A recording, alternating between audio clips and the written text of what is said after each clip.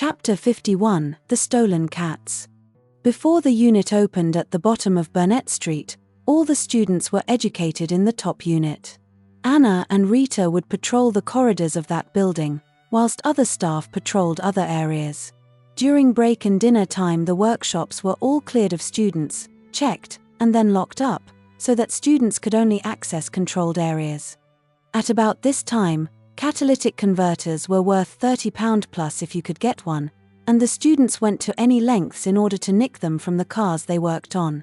Because of this, the first thing we would do when getting a new batch of cars for the kids to work on, or more appropriately wreck, because that's what they invariably did, was to relieve the cars of their catalytic converters and pass them back to the scrap man.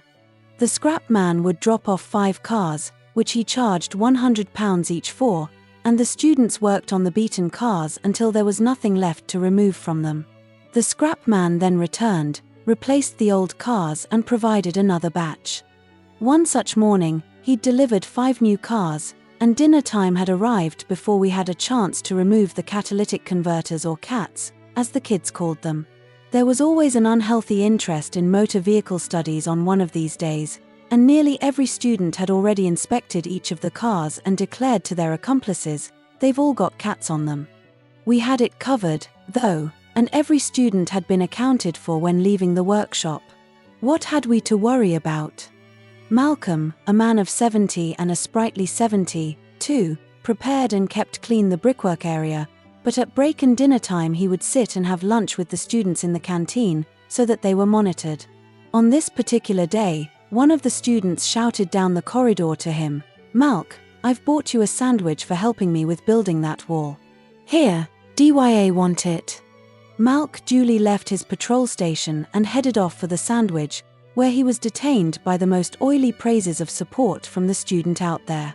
Meanwhile, in the canteen, 2 tiles were deftly removed from the suspended ceiling, and 2 students, Billy and Kane, quickly jumped up and into the low roof and replaced the tiles again before Malc returned a couple of minutes later, complete with sandwiches, and none the wiser as to what was afoot. But by this time Billy and Kane had shuffled over the stud wall, and were now removing another 2 tiles from the motor vehicle workshop, and were climbing in to claim their treasure of cats. We learned about all this from the students afterwards. The 2 set to work, and in no more than a few minutes had removed that part of the exhaust which contained the cat, and were heading off in the direction of the joinery workshop to cut out the cat. They would have gotten away with it, but for one mistake. The joinery floor was all made of wooden floorboards, and very old too, which gave out every peculiar creak and groan that old floorboards do. It wasn't long before Rita's ears picked up one of these sounds from below. "Anna, are you there?" she whispered on her walkie-talkie. "Yes. What do you want?" "I can hear noises coming from upstairs." "Can you hear them?" "Yes." "Stay there, and I won't be a minute." The 2 women met and gave further attention to the old floor above. "There's definitely someone up there," confirmed Anna. "Right, I'll go by the steps, and you go by the motor vehicle route, and we'll pincer them, and they won't be able to escape being caught." And off the 2 women went, one in one direction, and the other by another direction to pincer whoever was up there. It has to be mentioned here that there wasn't, at any point, any fear of violence or anything sinister, since both women knew the cats, and the students' attempts to get them was more of a game. When they had both stationed themselves outside each of the opposite doors to the workshop, Rita radioed, "Right, are you ready, Anna?" "Yes, Rita."